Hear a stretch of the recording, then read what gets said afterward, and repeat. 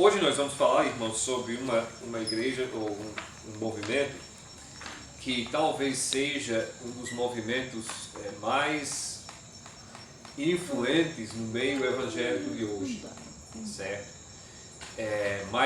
Eu digo mais poderosos, mais vocais, porque mesmo fora, porque tem denominações que estão ligadas com isso, denominações fortes, mas mesmo fora dessas denominações, a doutrina tem uma influência e você é capaz de ouvir.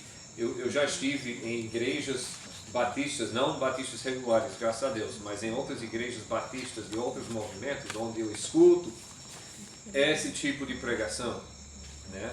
Eu me refiro ao neopentecostalismo e o evangelho da prosperidade, certo? Que são mais ou menos sinônimos, né? O neopentecostalismo é o fruto, é uma consequência do pentecostalismo que nós conversamos na semana passada, e o evangelho da prosperidade é o que basicamente é pregado, certo? Nós vamos descrever isso. Agora eu estava muito feliz, porque até agora todas as seitas e heresias que nós temos conversado vêm do meu país, né? Aí eu fico muito triste com isso. Puxa, tudo, como eu falo, tudo que é ruim vem de lá, né?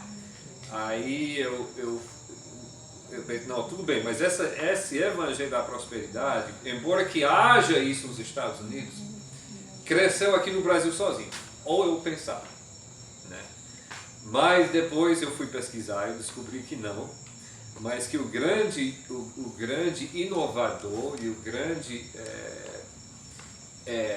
por usar uma palavra bem como hoje, influencer, né? O grande a porta-voz dessa doutrina foi influenciado por pregadores americanos dessa mesma linha da prosperidade, por nome Oral Roberts e Kenneth Hagin.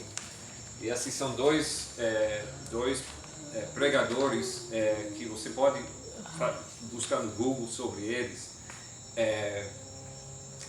O Oral Roberts, o primeiro, ele é famoso, ele fez uma universidade lá nos Estados Unidos, e nessa universidade, e assim, ficou muito rico. Eu já fui no campus dessa universidade, e lá tinha uma coisa que era tipo quase, era no estado de Oklahoma, e era tipo a Disney, tinha atrações lá dentro e tudo, era uma coisa fora de série. E eu lembro que no final da atração, a gente ficou num quartozinho, todo mundo que passava lá, aí eles falaram, nós vamos orar e nós queremos que você coloque sua mão sobre você mesmo. E nós queremos que você ore, aí que Deus cure de todas as nossas doenças. Então esse foi meu primeiro contato com esse tipo de doutrina. Eu tinha 15 anos nessa viagem que eu fiz. E Kenneth Hagin é ativo até hoje. Oral Roberts, ele foi famoso na minha juventude. Ele disse que ele chegou na TV, que todos esses aí tem programas de TV nos Estados Unidos. Ele chegou na TV e disse, olha, Deus me falou que se ninguém me dá, se eu não receber $1 milhão em tal tempo, Deus vai me matar. Aí eu pensando, puxa, agora é a nossa oportunidade de livrar desse homem. Mas alguém chegou e deu. O milionário se padeceu dele e compadeceu dele e foi lá e deu $1 milhão para ele. Mas veja, essa é a linha dessas pessoas. Em 9 de julho de 1977, no Rio de Janeiro, um homem chamado Edir Macedo, que era ex-funcionário de lotérica e membro de uma igreja pentecostal, influenciado por esses dois pastores, entre aspas, americanos, ele iniciou sua igreja, que ele chamou a Igreja Universal do Reino de Deus, certo? E esse grupo, qual a sua influência desses pastores? Duas coisas. Primeiro, ele prega pregava e continua pregando prosperidade como resultado de doações sacrificiais.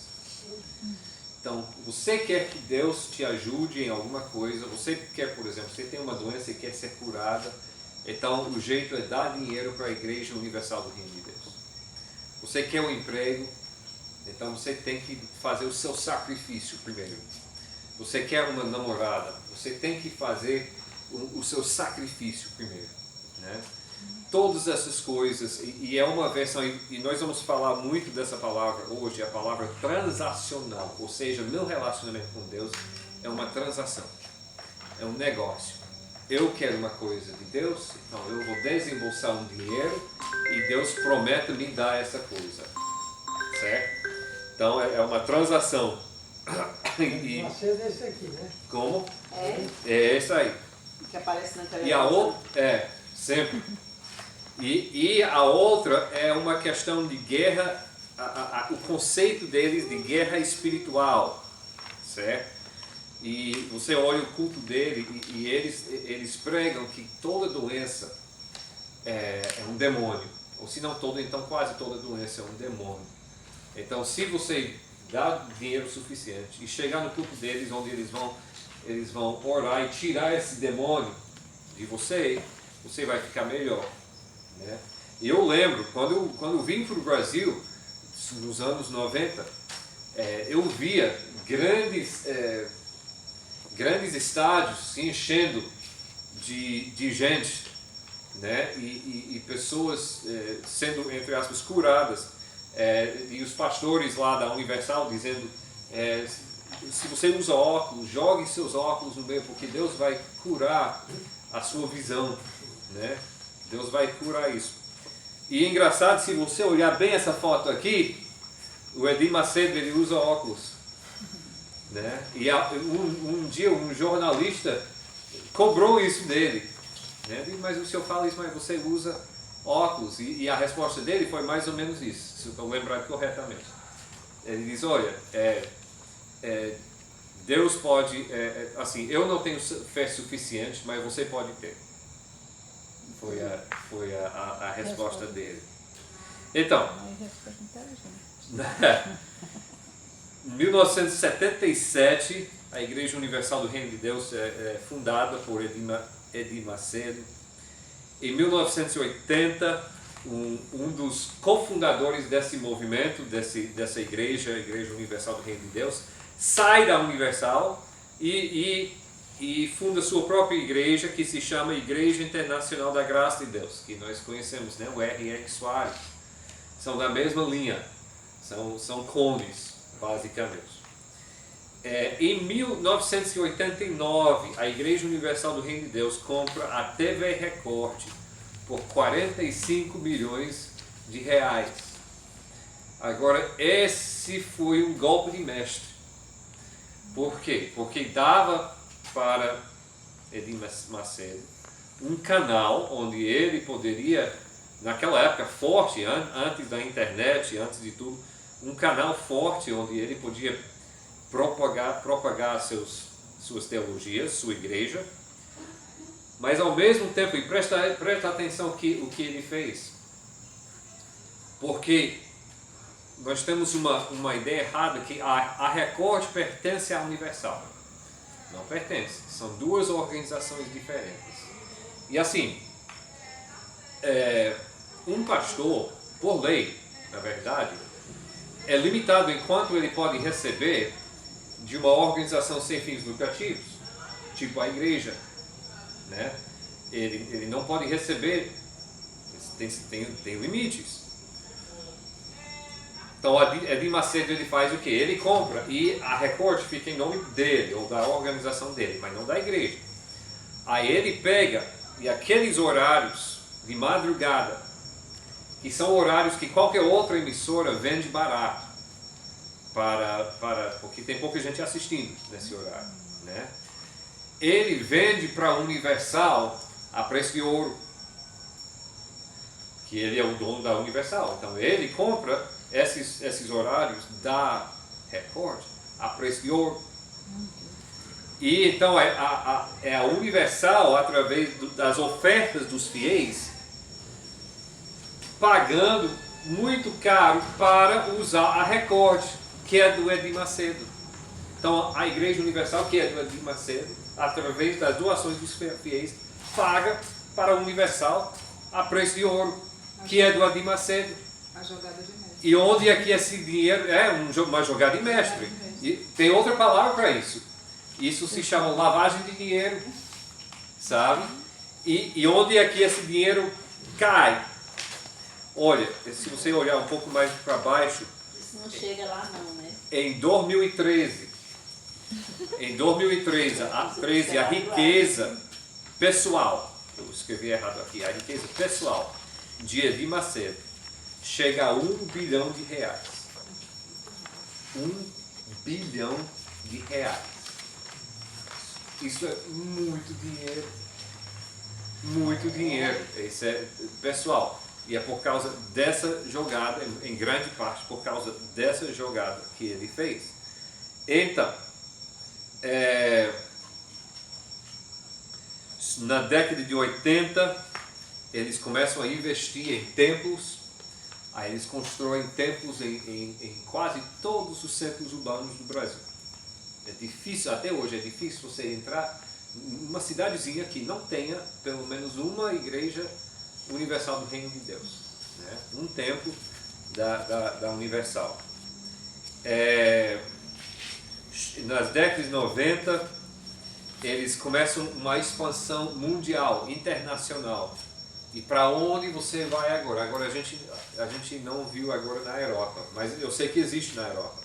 Eu já vi nos Estados Unidos, eu sei que existe na América Latina toda e em muitos países da África, a Igreja Universal. E muitas vezes no exterior eles servem a comunidade brasileira e latina, que é muito mais receptiva à sua mensagem, certo? Então eles trabalham com essa no exterior, eles começam com esse público. Dificilmente você vai ver muitos, por exemplo, você vai nos Estados Unidos, você encontra a Igreja Universal, que lá, eu não sei hoje, mas lá usava outro nome. Aí você, inclusive alguém me mostrou esse site, André, você conhece esse grupo? Aí eu olhei e disse, rapaz, aquele pastor eu conheço, eu já vi esse pastor. Aí eu pesquisei, entrei no Google, e o pastor é o genro de Edir Macedo, né? Ou era na época, não sei se ele ainda faz, no estado de Houston, ou na cidade de Houston, no estado de Texas, nos Estados Unidos, né? O genro dele era o pastor de lá, o genro e a filha, né? Em 3 de março de 1998, outro ex-bispo da Igreja Universal sai e funda outra igreja que se chama a Igreja Mundial do Poder de Deus. Então você tem os 3 cones, né? Você tem a Igreja Universal do Reino, você tem a Igreja Internacional da Graça e você tem a Igreja Mundial do Poder, né? Só falta a igreja, eu não sei, a Igreja Galáctica da Misericórdia, não sei. Mas... Esses 12 vieram da Universal, né? Como? Os 12 vieram da Universal, né? Os dois foram treinados dentro da Universal e depois eles pensaram, puxa, eu podia ser mais bem sucedido fundando minha própria igreja do que sendo um peão aqui dentro dessa organização, né? Então isso que fizeram. Né? Sendo que Ariel Soares é cunhado. É parente, né? É cunhado do Edir Macedo. As reuniões de família devem ser bem interessantes. Nas décadas de 90 e 2000, há um forte envolvimento da parte da igreja em 2 áreas. Um envolvimento político e em ministérios em prisões. Agora, as 2 coisas em si não estão erradas. Porque eu creio, sempre tenho dito que, à medida do possível, crentes devem estar envolvidos na vida cívica de suas comunidades. E a vida cívica inclui a política. Então não tem problema com crentes estando envolvidos na política. Meu problema é em denominações controlando setores da política. Principalmente quando a denominação é a Igreja Universal do Reino de Deus. Porque nós já estabelecemos que eles são charlatões, sabe? Então, e assim, eu tenho a consciência de que eles publicamente adotam muitas das posições que eu adoto, né? E que promovem muitas das coisas que politicamente eu promovo, mas isso, nem por isso eu vou chegar a apertar a mão deles, né? Porque eu conheço, eles são falsos profetas. Então, nem por isso eu vou fazer causa comum com essas pessoas. Não tem nada errado com ministérios em prisão. Agora, isso me surpreendeu. Eu aprendi uma coisa nessa pesquisa, uma coisa que eu não sabia. Esses ministérios para prisão, por exemplo, os nossos irmãos assembleanos têm ministérios admiráveis. Na verdade, a gente deve louvar a Deus pelo ministério que a Assembleia de Deus faz nas prisões, né? Isso, na cadeia aqui, tem uma igreja assembleia dentro da cadeia, que você vê, né? E eles têm uma influência muito grande. E pessoas se convertem e suas vidas são transformadas, muitas vezes. Mas o ministério de prisão da Universal tem tomado outro rumo, quer dizer. Porque as pessoas entram como fazendo parte de facção e eles saem como sendo parte de facção, mas é uma facção que é leal à Universal. E nos bairros, nas favelas de Rio de Janeiro, tem as facções Deus que nos ajude, facções evangélicas. Em vez de vida transformada, eles vão fazendo a mesma coisa, só que vestindo roupa de evangelho, né? E promovem batalhas nas ruas com outros grupos, e até outros grupos tipo de matriz africana, né? De coisas assim. E isso é terrível. Terrível. E não é o que a gente deve procurar fazer quando a gente faz ministério nas cadeias. Eu falei, em 2013 fizeram uma avaliação e a riqueza pessoal de Edir Macedo foi avaliado em R$1 bilhão. Né? E em 2014 eles construíram a abominação que eu chamo do Templo de Salomão, eu chamo de abominação, né? Eles chamam do Templo de Salomão em São Paulo. Por que abominação? Porque eles fizeram essa estrutura com a ideia de que fazendo o Templo de Salomão isso teria alguma coisa a ver com o Templo de Jerusalém. Se você vai hoje para a cidade de Orlando, na Flórida, e você passar na rua principal, na avenida principal, que também passa na entrada da Disney e essas coisas, você vai passar uma réplica do Templo de Salomão. Isso é diferente, porque faz parte de um parque de diversão que foi criado por um evangélico de lá para dar uma experiência para as pessoas da Terra Santa. E Tassiano até foi para esse parque, né? Aí como se estivesse na antiga Jerusalém, né? Isso é diferente. É uma coisa de entretenimento e educação, né? Pessoas que vão, evangélicos ou outros que querem saber mais sobre a Bíblia, aí aqui tem uma réplica do templo. De São Paulo, da Igreja Universal, não é isso. Ele está dizendo, esse é o templo, como se fosse a reconstrução do templo de Jerusalém, só que em São Paulo. E isso ignora o plano de Deus para com o templo, que o templo serviu até o tempo de Cristo, 70 anos depois de Cristo o templo foi destruído, para nunca mais, até os fins dos tempos, para ser construído, e quando vai ser construído, vai ser em Jerusalém, e vai ser sinal da chegada do anticristo, certo? Então,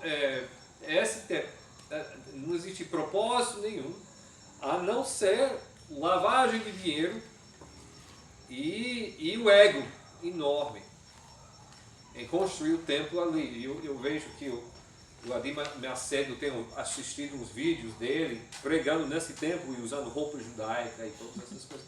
E todas essas... Como? Eu fui Foi lá, né? E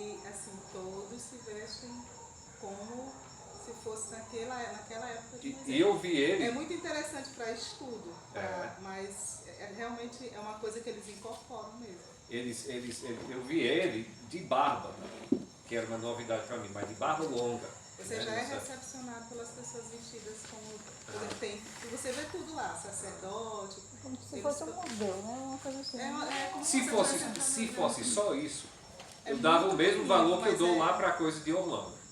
Mas não é só isso. Lá não é um templo. Não é um templo. Não é um centro de adoração. Você não vai lá para adorar. turístico lá nesse templo. Pois é.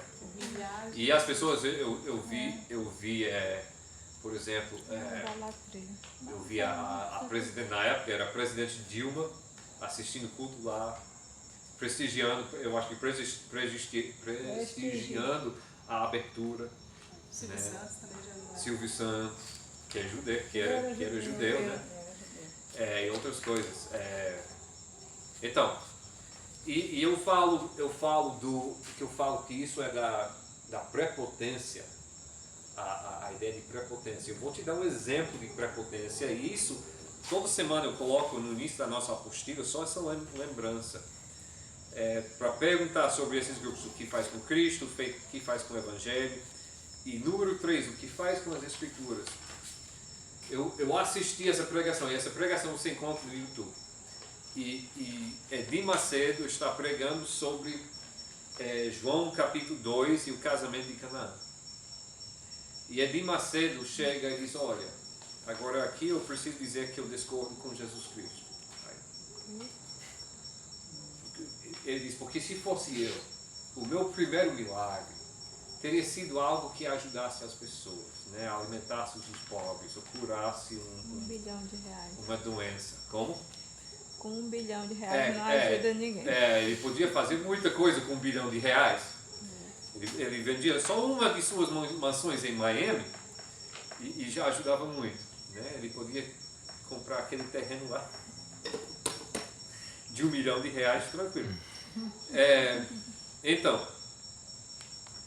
Então, irmãos, é isso.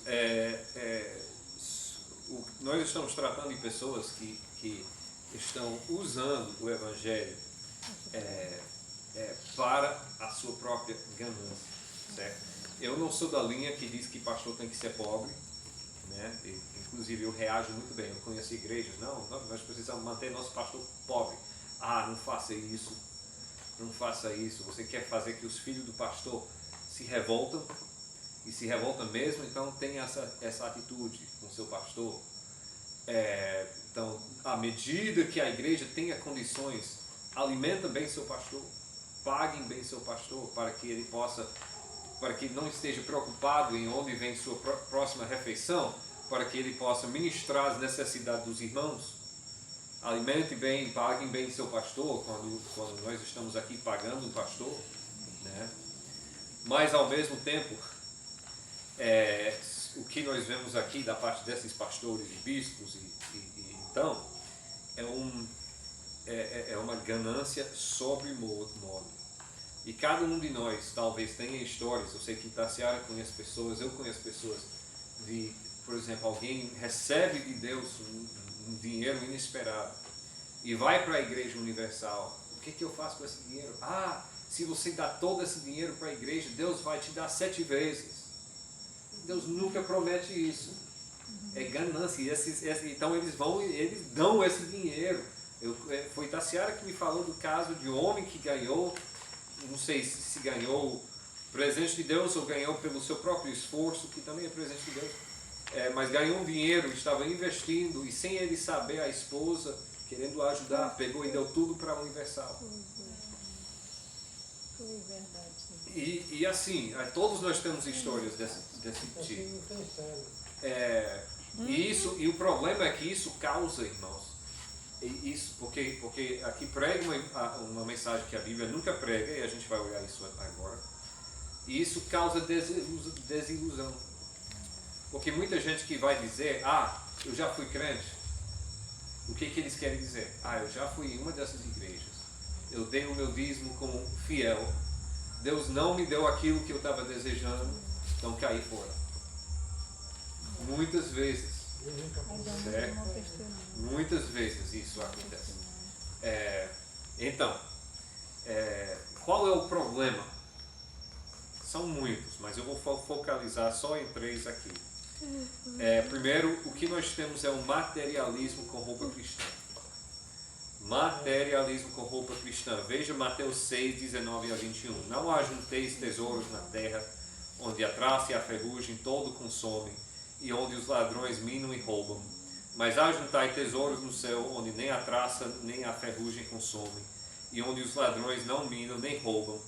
Por onde estiver o vosso tesouro, aí estará também o vosso coração. Mateus 6, 19 a 21. Nossa visão é eterna, certo?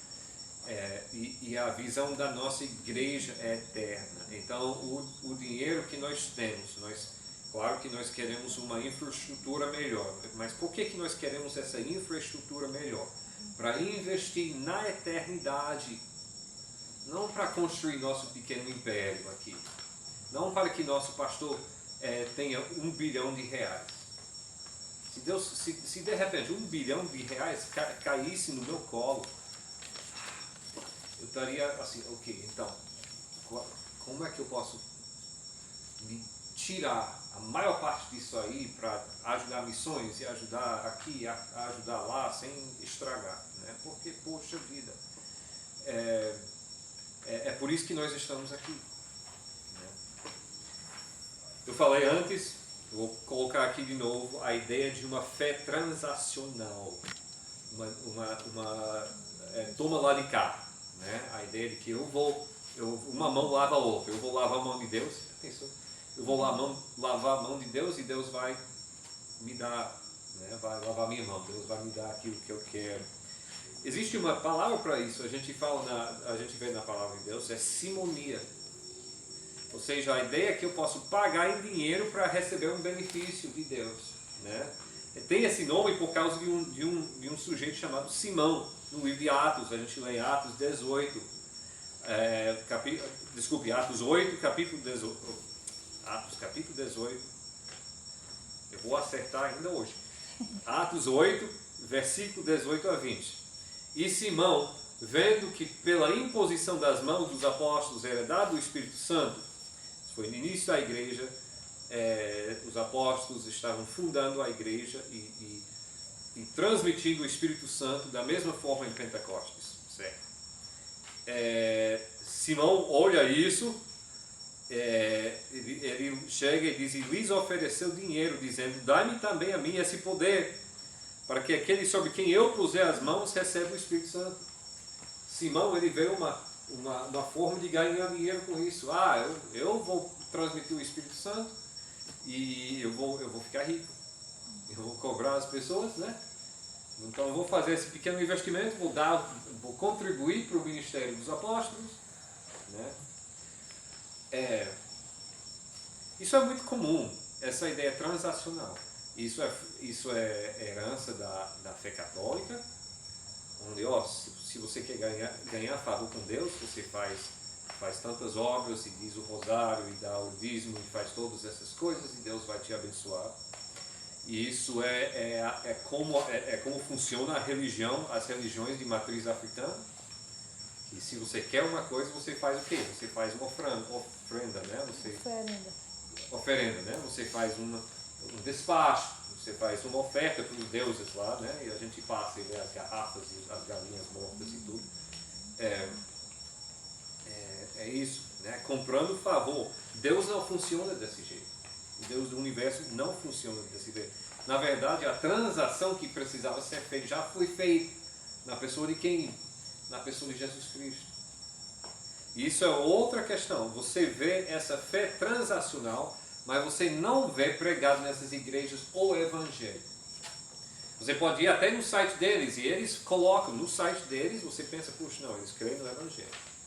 Mas cadê isso na sua pregação? Cadê isso na sua prática? Pregação de arrependimento por fé e colocar a fé em Jesus Cristo. Não encontra. qual é a nossa atitude quanto às nossas contribuições, porque a gente faz aqui, a gente pratica o dízimo e a gente tem em todos os nossos cultos, nós temos um momento em que nós damos a nossa oferta, certo? Qual deve ser nossa atitude? 2 Coríntios 9:7. Cada um contribua segundo propôs no seu coração, não com tristeza ou por necessidade, porque Deus ama ao que dá com alegria. Eu conheço uma igreja aqui em São Luís que pegou essa passagem e diz, então em nossos cultos, na hora da oferta, as pessoas vão descer para a frente da igreja pulando e gritando assim, e dando sua oferta com alegria. Perdeu completamente o sentido aqui. E por sinal é uma dessas igrejas que prega a prosperidade. Não é isso que está dizendo. Está dizendo, eu dou minha oferta com a consciência que é um privilégio.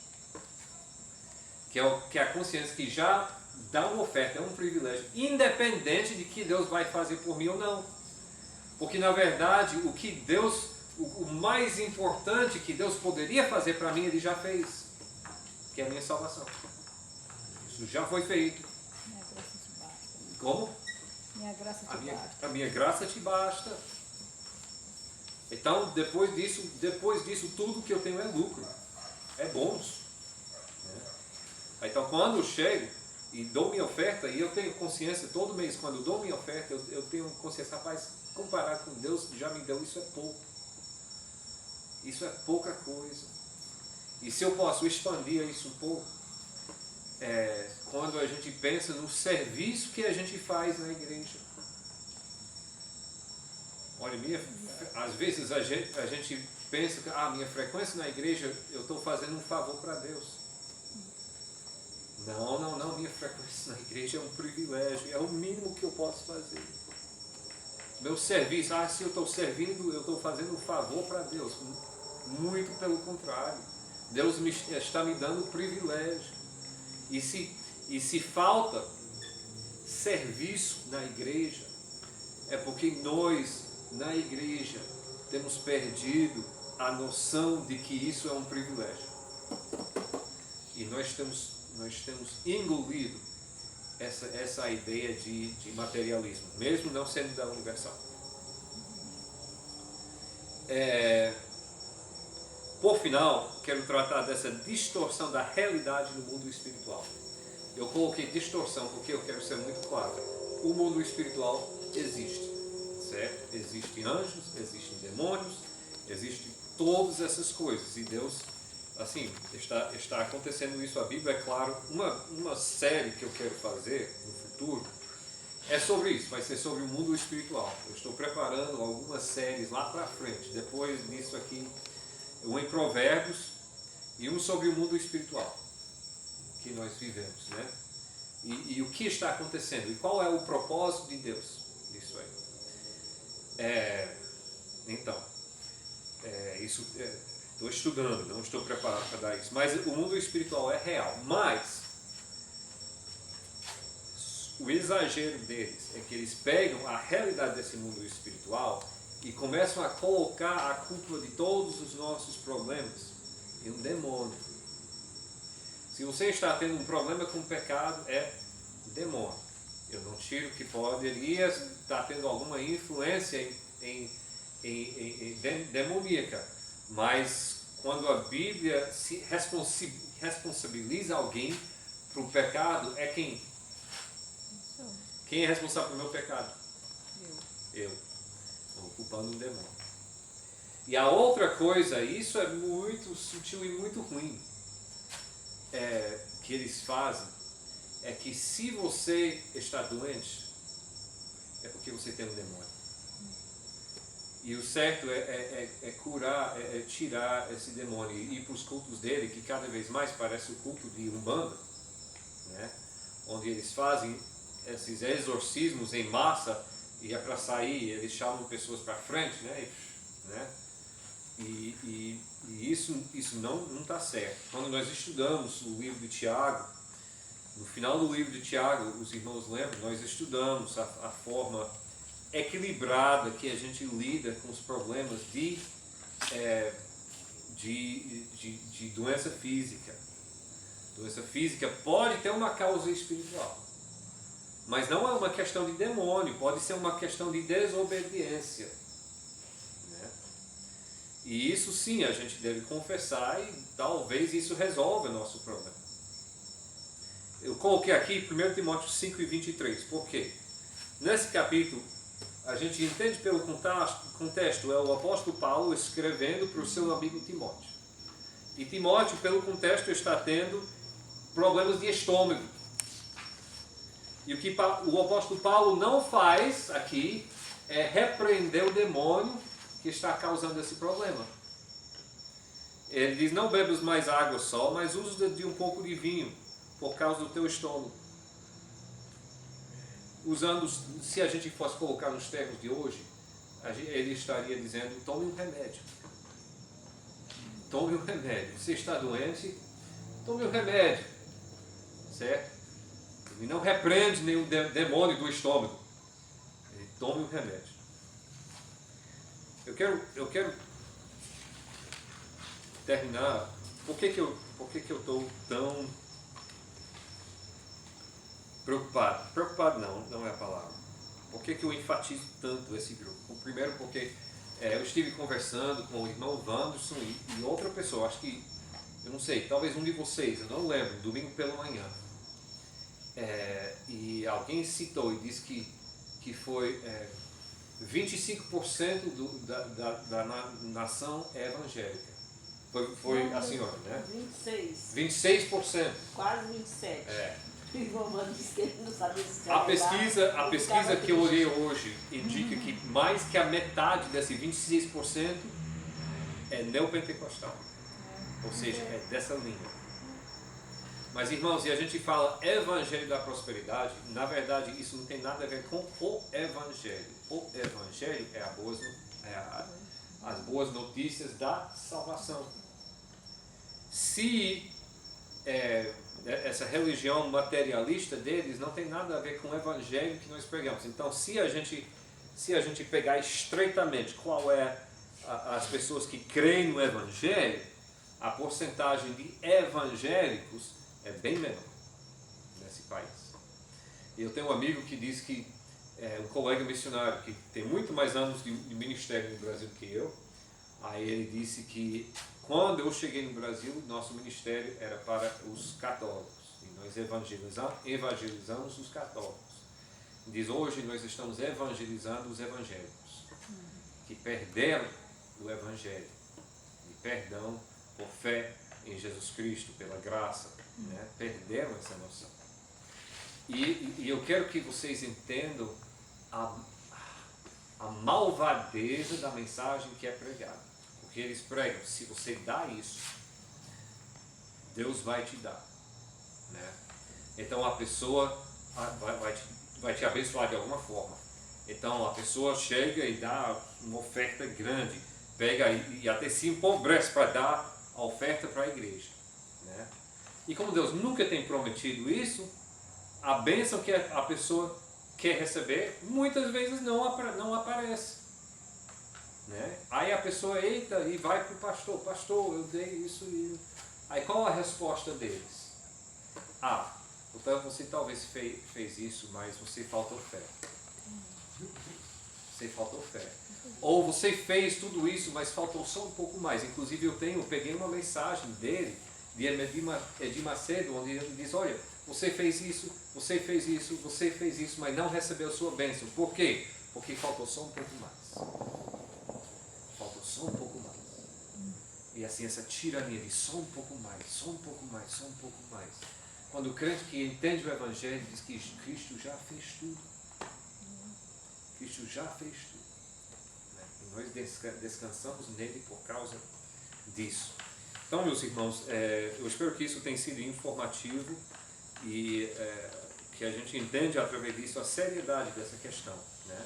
Eu agradeço muito a sua atenção nesses estudos.